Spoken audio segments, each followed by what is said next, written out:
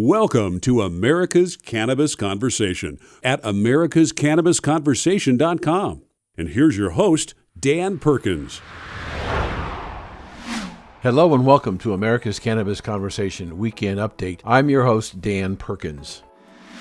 Washington, D.C. Senators unveil federal marijuana legalization bill to mixed reviews, with the White House remaining significantly opposed. Marijuana advocates have been waiting anxiously for this day. Senate Majority Leader Chuck Schumer and Senate Finance Committee Chairman Ron Wyden of Oregon and Senator Cory Booker, the Democrat of New Jersey, have released their draft bill to federally legalize marijuana. But the issue has touched off a number of controversies, and the White House support remains in question. Beyond ending decades-long prohibition of cannabis, the proposed legislation contains a litany of other provisions to promote social equity, facilitate research, and repair the harms of criminalization. The three senators unveiled the 163-page bill at a press conference this past week. This is monumental because, at long last, we are taking steps in the Senate to right the wrongs of a failed war on drugs, Senator Schumer said. I was the first Democratic leader to come out for the legislation on marijuana, and I will use my clout as a majority leader to make this a priority for the Senate. Of note, the legislation was not included as part of the $3.5 trillion budget reconciliation package that the Senate Democrats agreed to earlier this week, with Schumer saying in the press conference, "We don't have the votes necessary at this point to pass cannabis legalization, even with a reduced 50-vote threshold under the fiscal maneuver." Still in Washington, D.C., Cory Booker, Democrat from New Jersey, vows to block marijuana banking until the Senate passes comprehensive legalization. Senator Cory Booker, Democrat of New Jersey, said this week he will lay himself down to block any other senators who seek to pass marijuana banking legislation before the body approves the comprehensive cannabis reform like the federal legalization bill he newly unveiled along Senate Majority Leader Chuck Schumer. Over in the House, meanwhile, the lead sponsor of the cannabis banking bill says that he agrees with the need for a broader policy change, but feels that Congress should still advance a more incremental reform as soon as possible for public safety reasons. During the press conference, long-anticipated Cannabis Administration and Opportunity Act, Schumer, Booker, and Senate Finance Committee Chairman Ron Wyden were asked about whether the chamber should pursue a separate House-passed bill that would simply protect banks that service state legal marijuana businesses from being penalized by federal regulations if the trio cannot get enough support to advance their legalization legislation. Our final story comes also from Washington, D.C., where President Biden remains opposed to marijuana legalization. White House says minutes after the senators unveil their latest bill. Minutes after Senator Majority Leader Chuck Schumer and colleagues unveiled a much-anticipated draft marijuana legalization bill on Wednesday, the White House press secretary reiterated that President Joe Biden remains opposed to the reform. However, she notably said that the president would be encouraged by efforts to advance a more incremental reform, such as the decriminalization process, as he pledged to do as part of the campaign.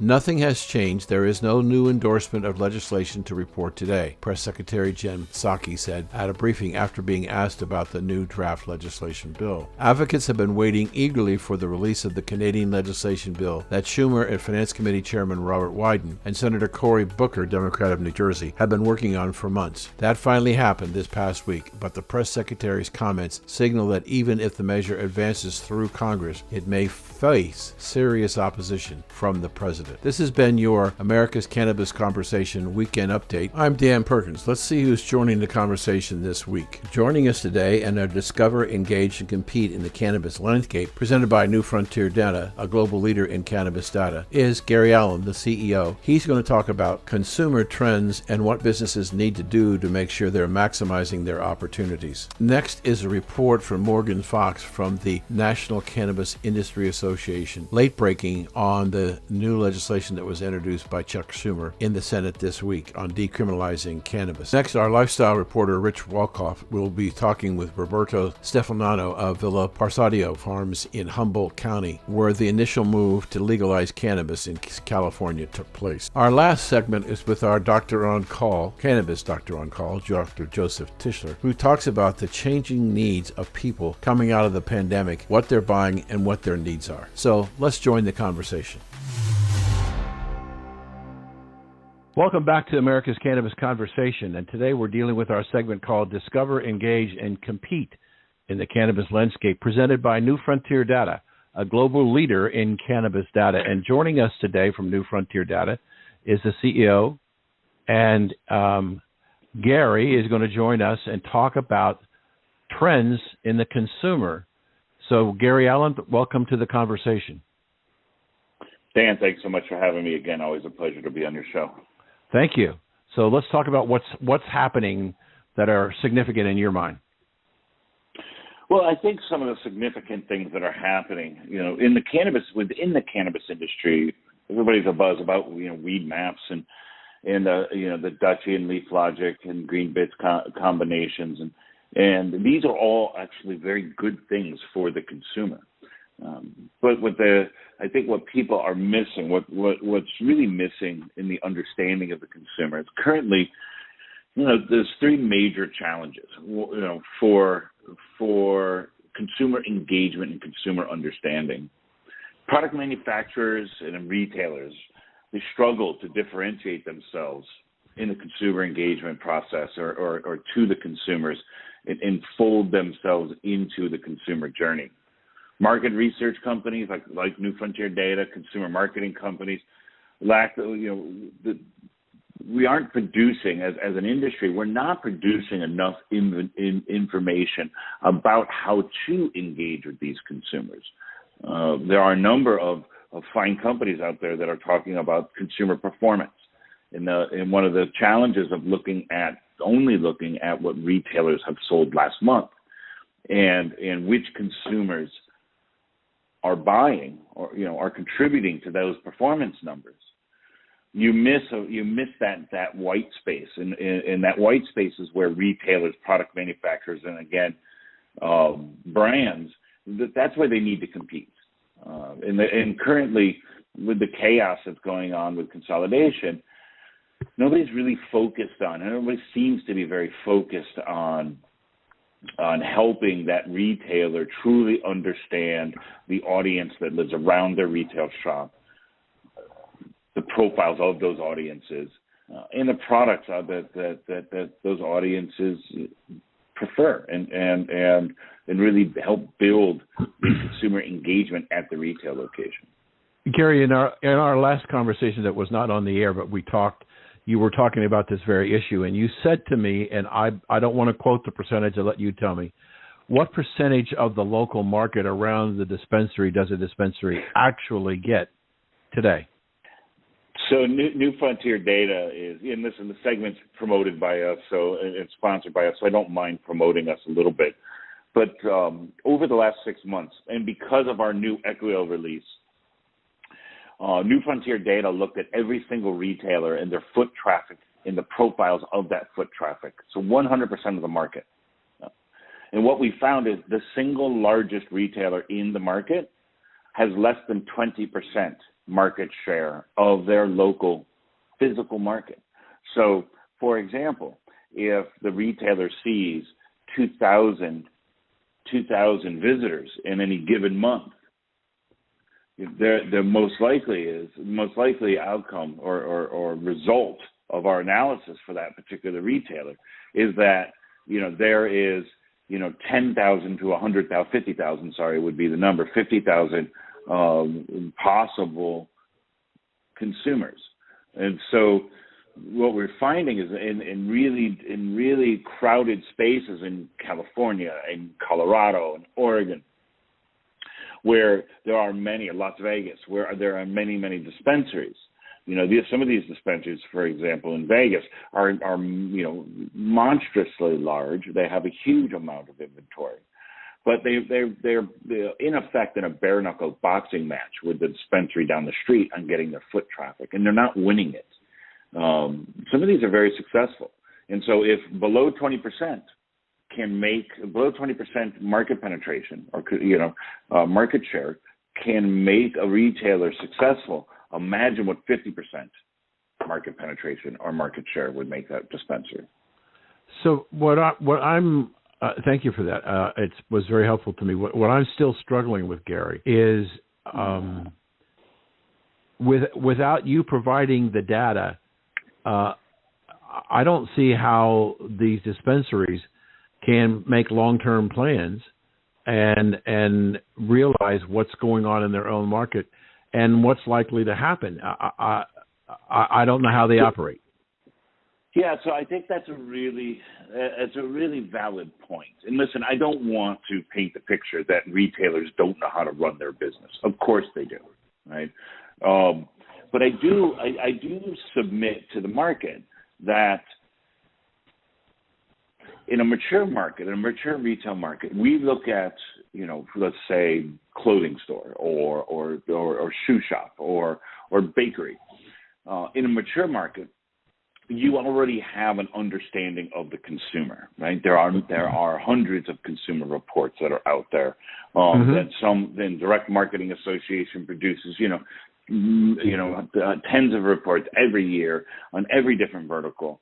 And so as a mature market, understanding how my inventory sold last month is invaluable.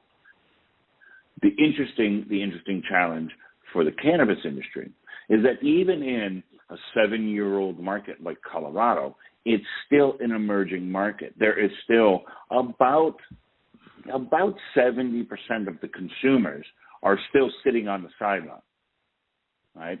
The probable consumers. And so by only looking at my POS system and seeing how my inventory performed for me last month, that gives you half the story. Right. The other half has to be consumer acquisition, right? The cost of that consumer acquisition. And it also has to be then what is the eventual lifetime value of the consumer once I get them into my store. And these are things that are starting to emerge over this last few months as really important. The larger MSOs are coming at it first because they have bigger budgets. But it's really important that the market pay attention to what is, again, that white space that they're going to compete in. Who are those consumers? How do I on-ramp them into the consumer journey? And then how do I interact with them during the initial education and awareness phase, during that consideration or that purchase phase? And of the Holy Grail, how do I make them a loyal customer? Right. You mentioned that you're a sponsor, and you can talk a little bit about your company, which you've done very well. I look at it from a standpoint that I own this show, and I know for a fact that there are a lot of people in this business, Gary, who remember the days when there were lines around the block to buy your product, and you didn't have to do any of the things that you're talking about in the new paradigm of how they're going to succeed in business. And I think in many cases they're ill-prepared to do that. Yeah, so I was talking to, it's funny you say that exact example, because I was talking to a very large private equity investor in the industry the other day, and one of their portfolio companies is a brand accelerator, and we've put together a prepackaged product for this brand accelerator, so that people are able, the companies that are trying to build consumer brands are able to come in, grab our data, understand the consumer, understand the location, understand proclivity to purchase, really nuanced and sophisticated data that doesn't actually cost a lot of money, but it is absolutely available. And one of the things I said to the gentleman is that 5 years ago, the acronyms THC and CBD were a marketing scheme. If I put THC on a label or I put CBD on a label, people were going to buy it because they had no choice. Now, in the transition from nascency, right, to operational and to growing, this market has to understand that building a brand awareness, building a brand story, building that consumer engagement in such a way that produces brand loyalists is the only way to go. And so what you're talking about is absolutely true. And we are seeing over this last few months a really solid shift from guerrilla marketing to sophisticated, nuanced consumer building and consumer maturation. You know, one of the things that I was thinking about as you were saying that is that we have been talking to people about that white space you're talking about, because the industry, by and large, under the current federal regulations, under the FCC, they can't advertise on terrestrial radio and they can't advertise on terrestrial television. They can't do that because they would lose their license under the FCC rules. And yet, when I first saw your new updated version of your data software, I said, this is the most amazing thing. You know, you, ladies and gentlemen, you could literally go pick any zip code in the country if you have a business you're thinking about expanding, and Gary's software will tell you more information in a matter of moments than you could get by ever putting somebody on the ground or a team of people on the ground conducting person-to-person reviews. And it's an amazing piece of software. Everybody should be. I'm plugging your software, Gary, but I believe it's an amazing.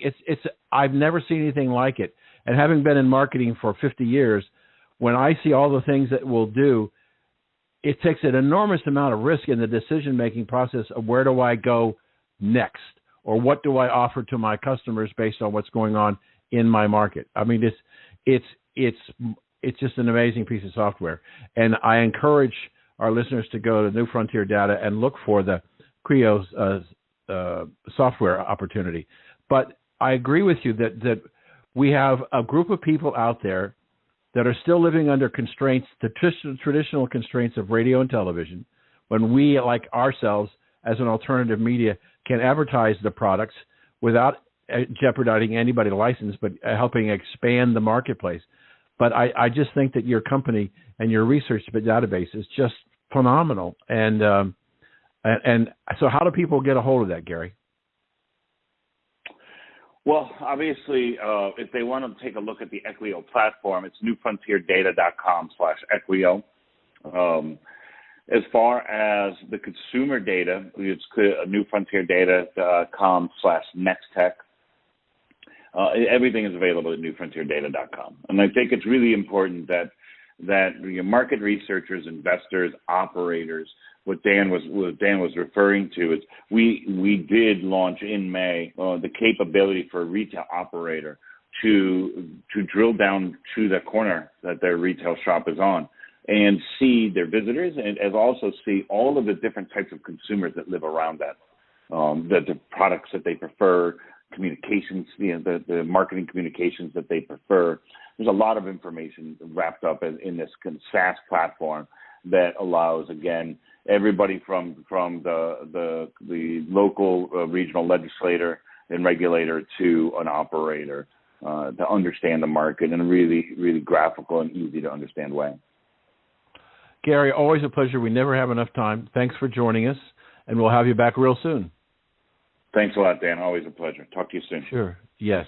If you missed any of this terrific interview with Gary, go to W420radionetwork.com and look in the archive section for not only this interview with Gary, but previous interviews, and we'll be right back. Hello, this is Dan Perkins, and I've got a question for you. If you knew what your customers wanted, would you be more successful? Of course you would, but how can you obtain this valuable information for your success? If you use the engaged portion of the Equio software from New Frontier Data, you won't need to guess what customers want to buy. Guessing can be very challenging and expensive, and more often than not, non-productive. If you want to find out what customers want, then go to newfrontierdata.com and click on the Equio button, and don't forget to ask about the special offer. This is Dan Perkins. You're listening to America's Cannabis Conversation on W420radionetwork.com. Welcome back to the conversation, and joining us today is Morgan Fox from the National Cannabis Industry Association, a many-time guest, and we are talking about something that we've all been waiting for in this industry for some time. Cory Booker and other senators have introduced the draft language of what a bill might look like for the decriminalization and any other issues on cannabis. It's an important piece of information, so we've invited Morgan on to tell us, what did you learn?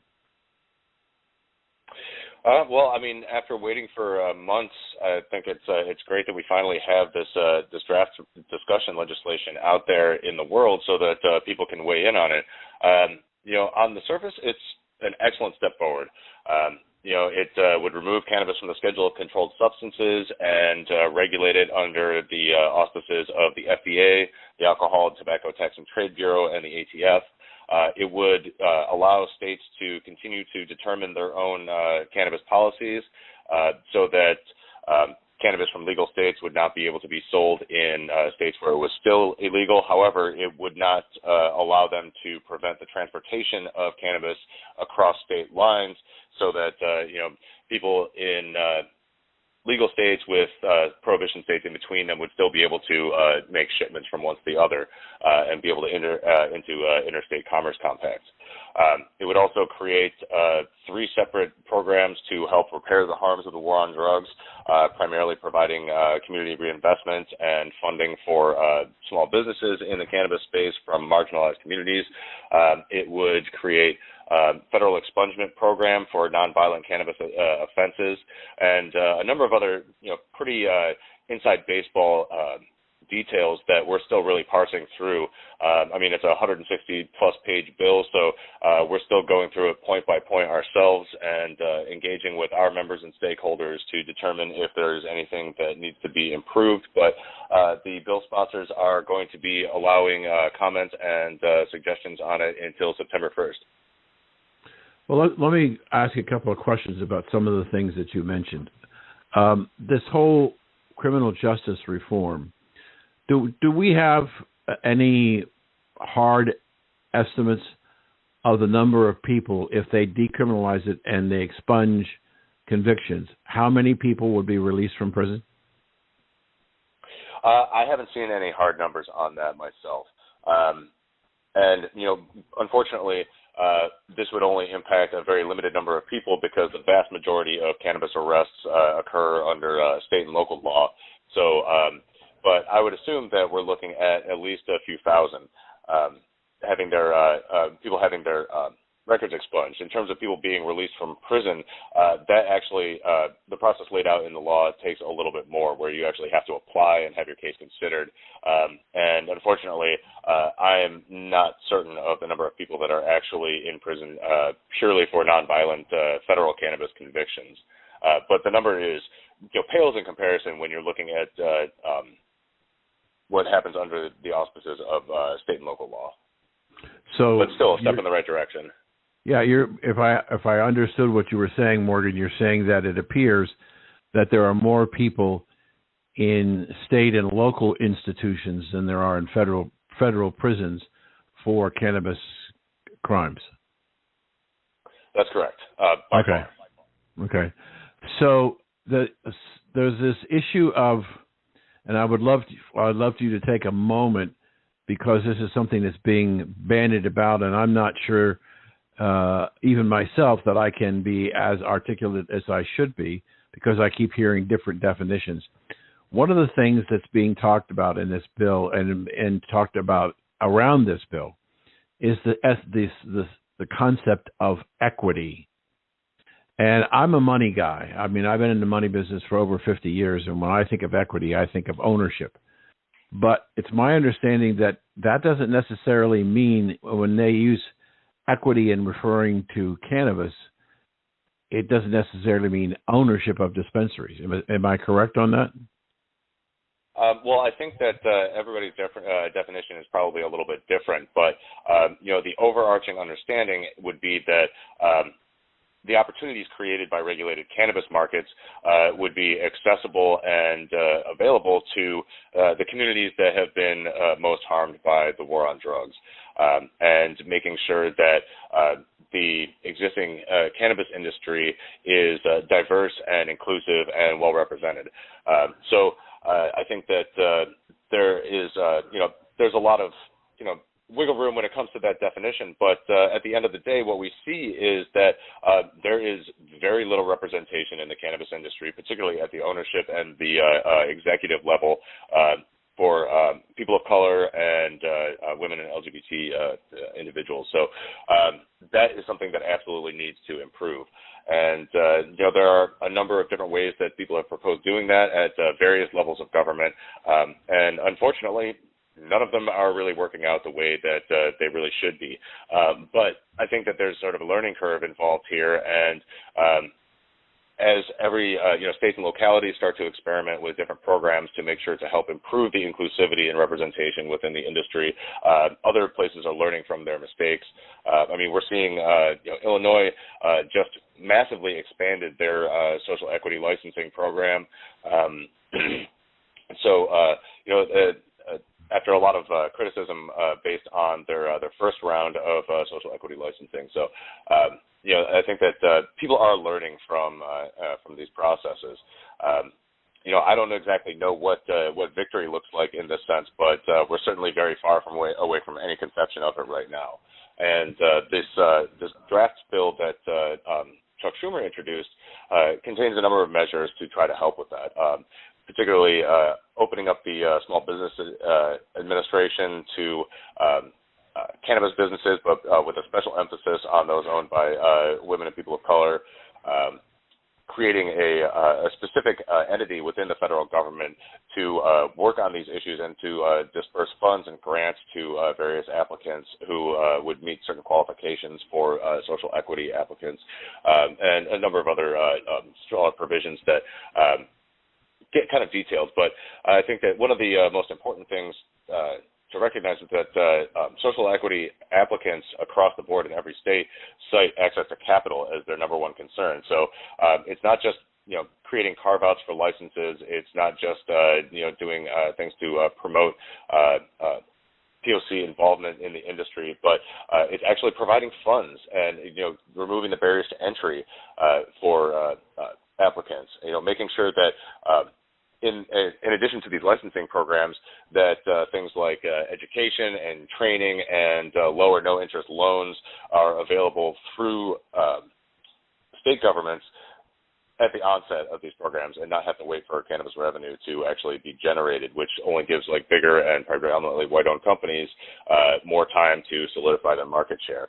So, unfortunately, the bill doesn't really address that at the state level, but it does create funding mechanisms for those businesses at the federal level, which is definitely a step in the right direction.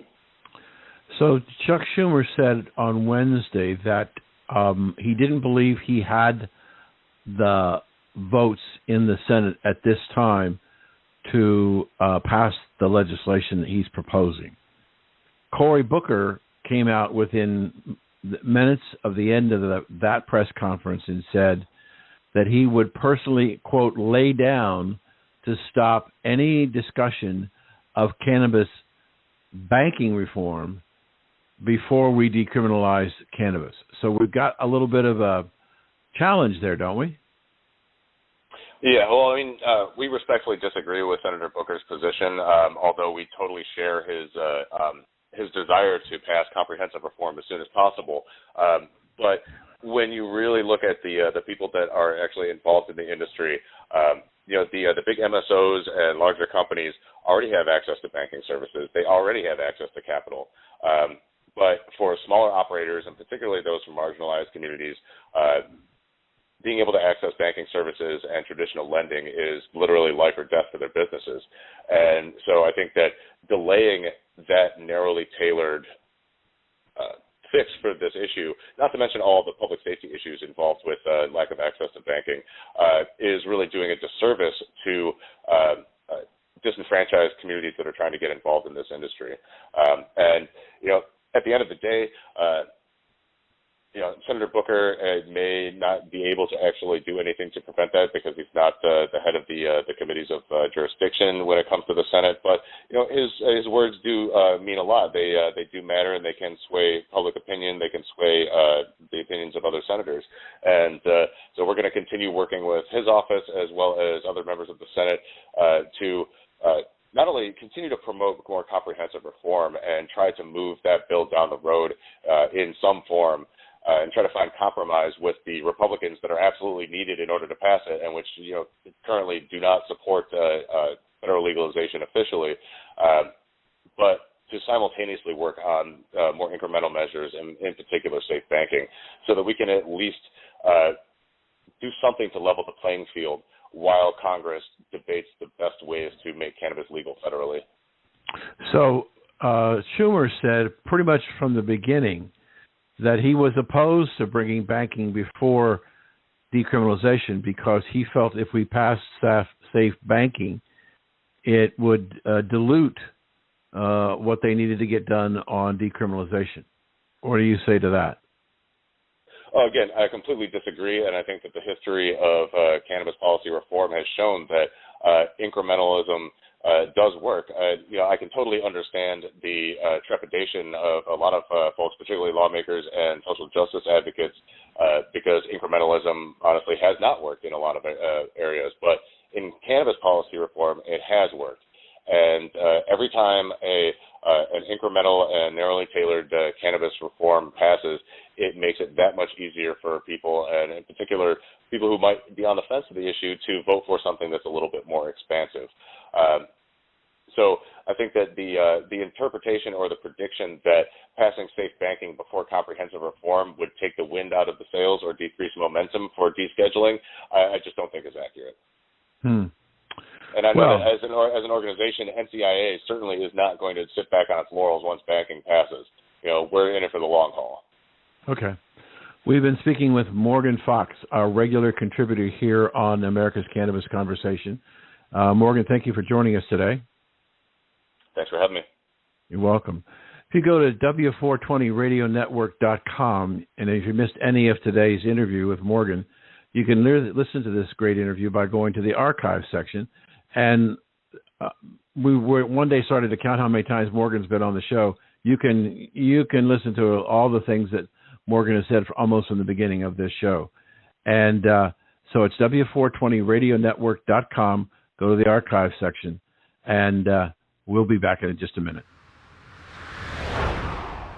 Hello, this is Dan Perkins. Here's more important information about the Engage section of the amazing software for New Frontier Data called Equio. These are just examples of some of the things that Engage can do for you. You will be able to see and understand consumption preferences at the county, state, and even the zip code level. You'll want to follow product trends filtered by age and gender, so you'll know exactly what to offer and how to market it. How about learning the market density of the location you might be considering to expanding your business? Use the Visit Index score to determine the trends that impact your outreach and messaging. Engage with your customer base to expand and repeat your value. You can learn more about product trends filtered by age and gender. This valuable information, it helps you to know exactly what to offer and how to market it. Things are changing rapidly, and you need the latest information from an independent source to keep yourself informed of the changing markets. For more information on the Equio software package, go to newfrontierdata.com, click on the Equio software, and don't forget to ask about the special offer. This is Dan Perkins.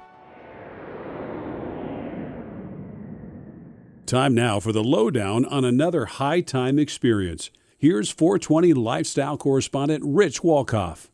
We are literally behind the Redwood Empire curtain, or the Redwood curtain. Rich Walkoff, Bob Steffano, at your beautiful Mecca here in Humboldt County.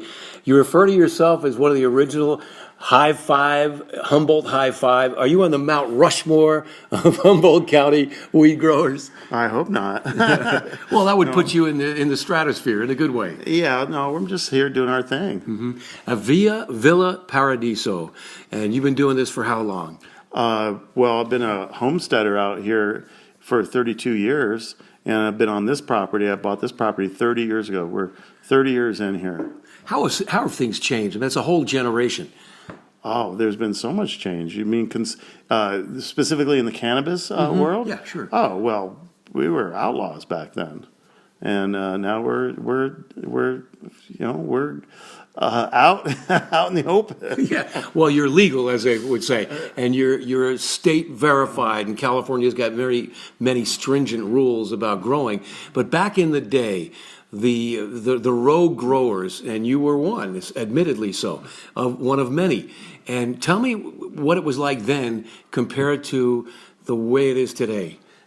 Oh, well, back then you had a limited number of things that you were concerned about or scared about or that were unknowns. There was certainly the cops and the robbers, but we had all the normal stuff in terms of agriculture, pest management, and then there's marketing and sales, and not so much marketing, but sales and or whatever. I had a collective, a medical collective, and but it was different. It was very different. I mean, we've all kind of seen this coming. It's been a long time coming because in '96, the first legislation passed around medical use, and I have always had this in the back of my mind. Mm-hmm. I don't think we really saw what it was going to be like in terms of the amount of regulation and regulatory hoops that we have to jump through. We're dealing with so many different state agencies and municipal level agencies. It's really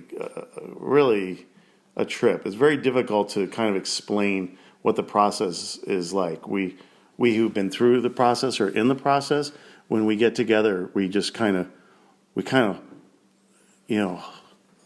look at each other and go, wow, we're surviving this. This is what it feels like. Yeah, you guys are referred to as legacy growers. You've been here so long.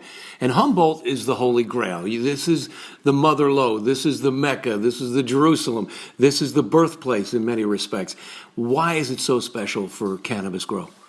Well, right here, and where we're sitting right here is at the very crossroads of the Emerald Triangle. We're at the point of where the three counties, Mendocino, Trinity, and Humboldt County, meet. Like, we're sitting at this table in Humboldt looking out that window at northern Mendocino, and if we could see through the trees to the left, we're looking at the hillside in Trinity County. So there's the heart of it, and part of it is the terroir of this area really lends itself to cannabis cultivation. It's just amazing. There's so many different aspects of it. In terms of our appellation that we have here, the Palo Verde appellation, which is in 3 counties, because this is our neighborhood. We just happen to be in 3 counties. It gets really hot in the summer. We're at about 1,500, 2,000 foot elevation, so we're above any kind of fog. It gets cooking hot in the summer, but always gets cool at night. Very, very rarely, every 10 years, there'll be a heat wave where it stays hot at night. But we'll have a 35 to 40 degree temperature differential every single day. And that's really unusual. And the plants thrive on that cool night. They love the cool night, especially when they're in flower. And then we have the afternoon winds. We get this amazing wind that comes up about 3 o'clock in the afternoon, 4 o'clock, all through the summer, from the ocean, coolness of the ocean, and the heat of the interior of California. Just sucks this wind through all the creek valleys and the river valleys, and it just is like this purifying wind. It's really incredible. And the other big thing is our culture here. We're into 3 generations of cannabis cultivation here. Our entire neighborhoods, like our Palo Verde appellation, we're like 120 square miles.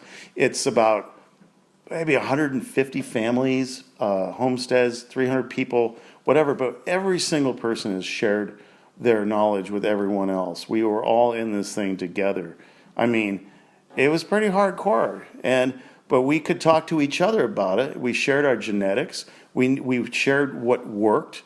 Our basic practices are a distillation of up to 40 years. I've been growing for 32 years, and over time we figure stuff out. We don't necessarily know the science behind it. We're finding that out now, which is kind of exciting, especially around living soils.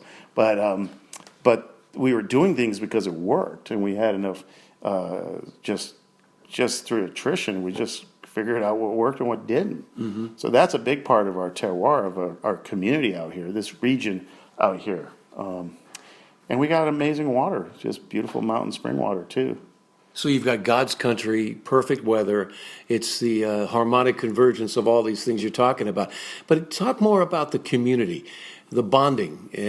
One of your colleagues in the Humboldt High Five referred to the cannabis as kind of a truth serum.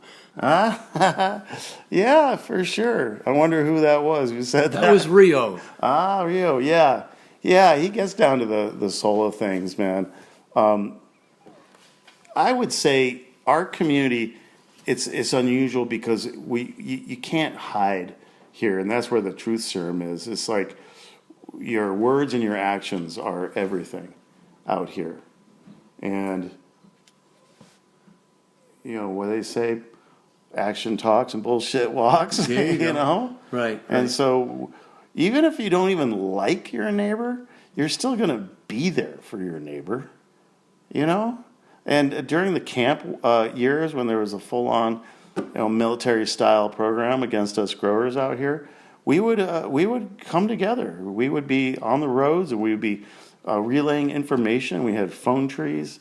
Our community here is unique in that we have a really strong fire department, and our fire department is a community hub for this area, and that's where we kind of base the appellation off of our fire department's response area.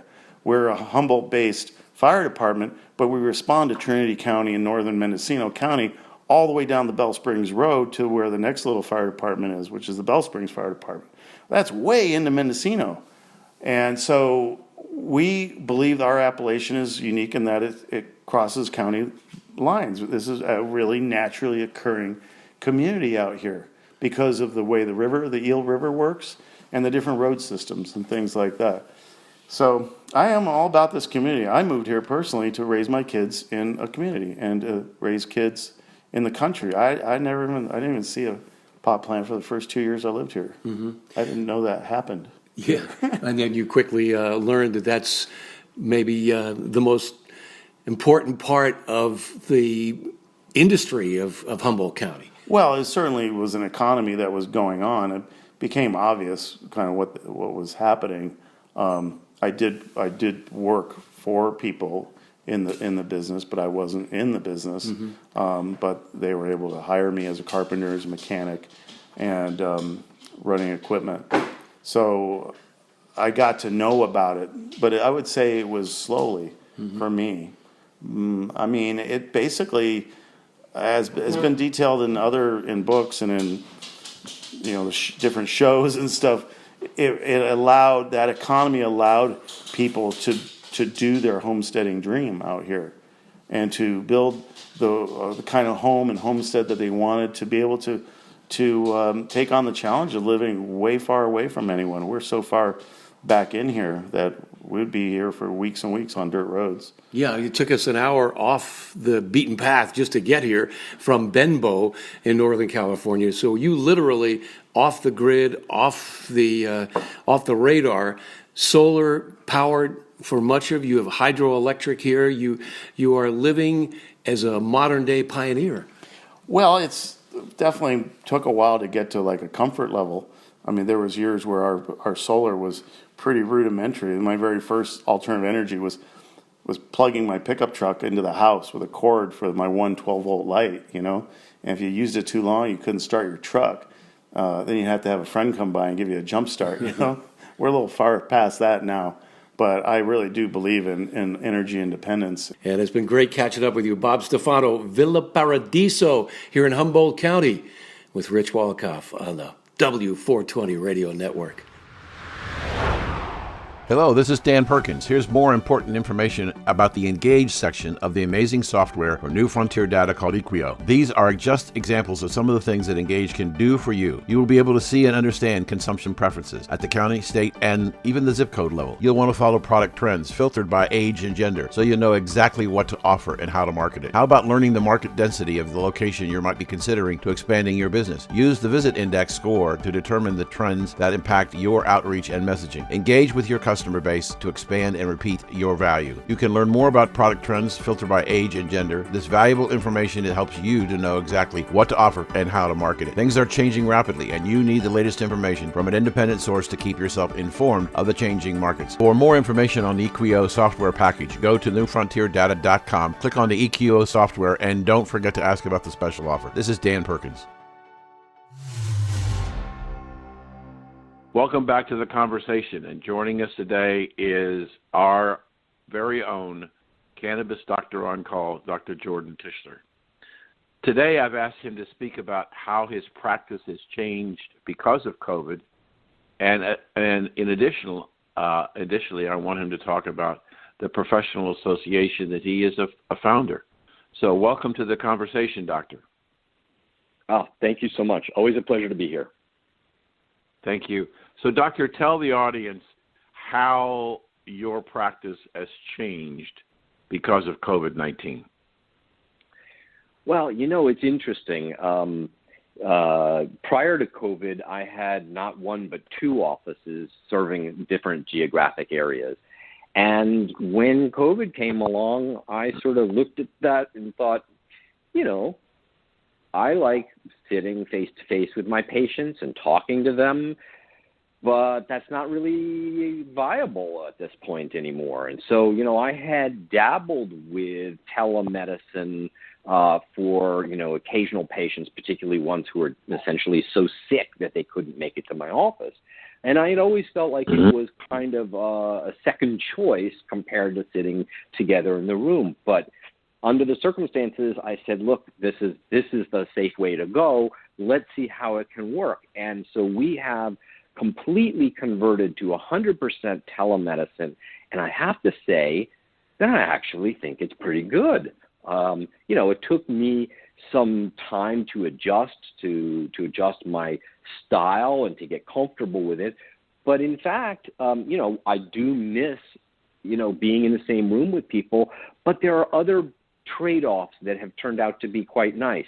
For example, because of the telemedicine, right, obviously it's convenient for people. They don't have to drive into my office and find parking.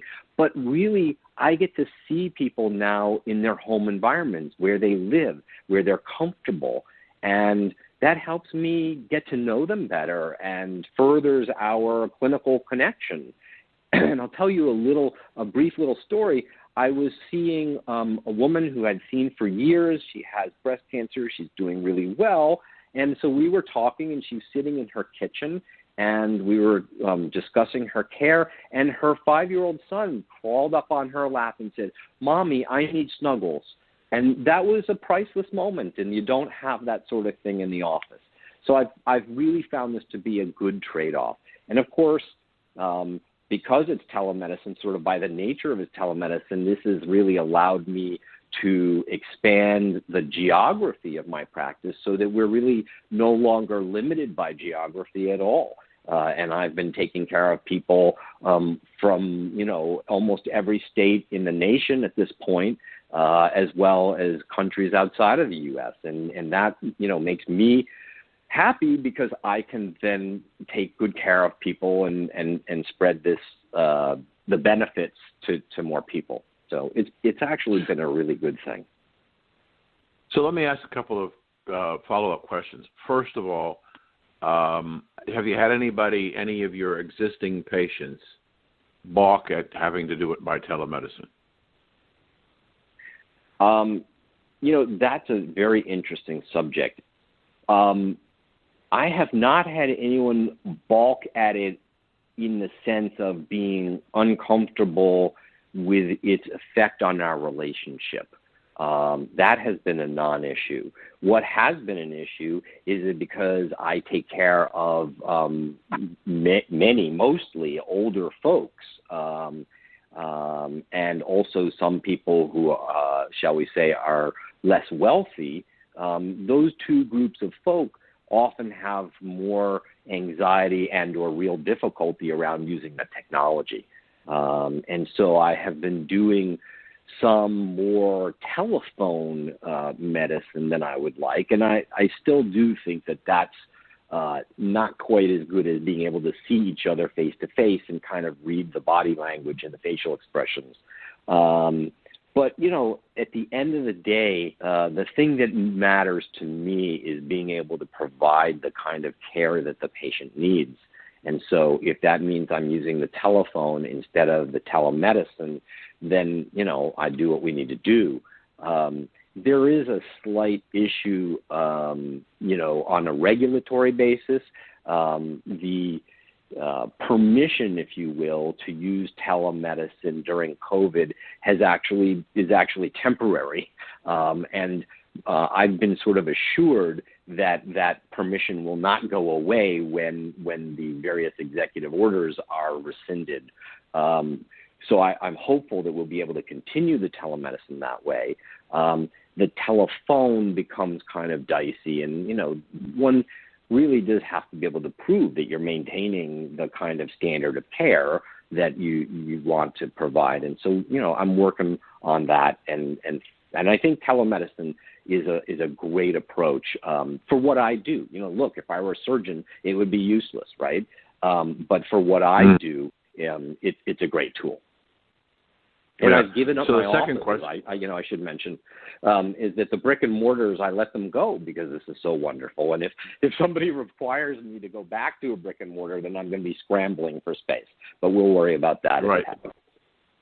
Right. So the second question is, you kind of began to touch on the technology. Do you have any patients who don't have the technology as far as, forget their skills, do they have the video conferencing capability on their computers? Have you found anybody that just doesn't have it? No, not really. And I think part of it is that at this point in history, even if people don't have a laptop or some other sort of more traditional looking computer, they pretty much all have smartphones. And so with a smartphone, you can do all the same stuff, whether we're talking about Zoom or any of the more medically oriented one. You either operate it through an app or through a browser. And so the technology really hasn't itself been the problem. I think a real problem has been that, there are people who have smartphones who use them as dumb phones and really don't understand them, their capabilities. And I think really mostly are afraid of it. And that's something that, I don't understand personally, in the sense that I've always embraced technology, going back, for decades. But I can certainly empathize with its, being, anxiety provoking for people. So my staff and I really try to kind of hold people's hands and walk them through the process of connecting. And generally speaking, it works. I mean, I would say that, we're doing 99% of our visits through telemedicine quite successfully. And then there's this 1% where, for one reason or another, it's not working out. And then, everybody's comfortable with a telephone. So we've been doing that as the backup. And it seems to be working just fine. Terrific. I think it's just amazing what you're doing. In one of our previous episodes, Doctor, you talked about the importance of dealing with a medical professional, somebody like yourself, as opposed to a bud tender who may not necessarily have the skill or the expertise. And you stepped up to the plate and formed a professional organization for people like-minded with you who are cannabis medical professionals. We haven't talked about this. I'm not sure we've ever talked about it in depth at all the times you've been on, so I figured now's the time to do it. So tell us about the organization that you've formed. So the organization is called the Association of Cannabis Specialists.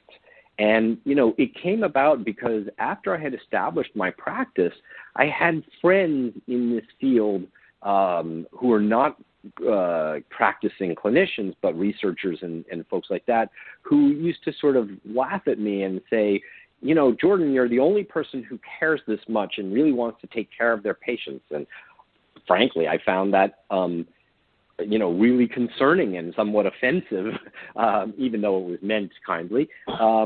And so I started to say, look, I can't be the only doctor out here who actually cares about their patients. It just can't be, right?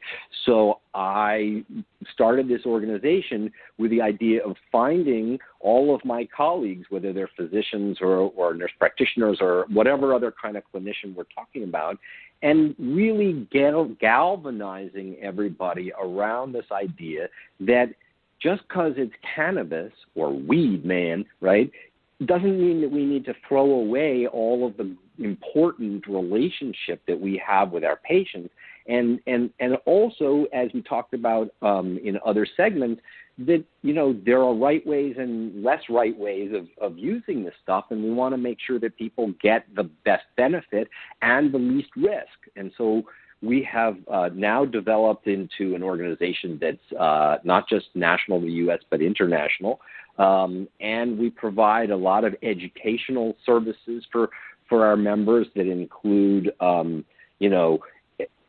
science and the how-to in various forms. We provide mentorship for people who are newer to this kind of medicine. And then we also are deeply involved sort of as a policy advocacy group, because what we realize is that in order for us to do this well, we need the government, whether we're talking about states or national, to really provide us the tools that we need in order to make sure that our patients are getting what they need and not getting their arms twisted and all that sort of thing. So we've been deeply active in that and providing guidance to the FDA and the DEA and the CDC, as well as state governments, and filing amicus briefs to the various courts when things come up. So we've kind of had our fingers out there in trying to set policy or guide policy to support patients and their clinicians. Well, we're almost out of time, and I have two more questions. The first question is, what type of person should become a member of your group? What kind of practice? Good question. Well, we're focused mostly on clinicians. So if somebody is not a clinician and they want to join, we certainly welcome them. And they would have access to all of the benefits, but, of course, what that would be, how that would be meaningful to them is obviously a personal choice. But really what we're focused on is people who practice cannabis medicine as sort of a focus of their clinical life, and also people who, might be a primary care doctor or a neurologist who are not going to practice cannabis medicine, but who want to or feel the need to become educated so that they understand where cannabis fits as a tool for their patients, and then, be able to refer to a trusted colleague who is a cannabis specialist. And so I think that there are sort of two groups of clinicians that we're really targeting that way. You told me the last time you and I talked about this off air that your membership is growing rapidly. Yes, and we're actually right this month we're going to introduce a brand new website that's going to streamline membership administration and access to the various member benefits. We've also added a whole new slew of member benefits, including more educational resources, 3 new journals, a whole bunch of those sorts of things. So we're about to start a huge membership drive in this month, going on through the beginning of the year. And so I think, the more we can reach out to clinicians and other interested parties, the more we can swell the ranks. That gives us more clout in Washington in particular. Sure. And obviously it disseminates the science and the information better to the clinicians and there through, to their patients, so that everybody's getting the benefit that they need. We've been having a conversation with Dr. Jordan Tischler, our cannabis doctor on call. Doctor, tell us 2 things. How do people get a hold of you to talk about telemedicine, and how do they get a hold of you and your new group? Great. Well, let's start with the group, the Association of Cannabis Specialists. The website is cannabis-specialist.org. I know it's a little bit of a mouthful, but again, it's cannabis-specialist.org. And as I mentioned, we have a website now, but the better one is coming shortly.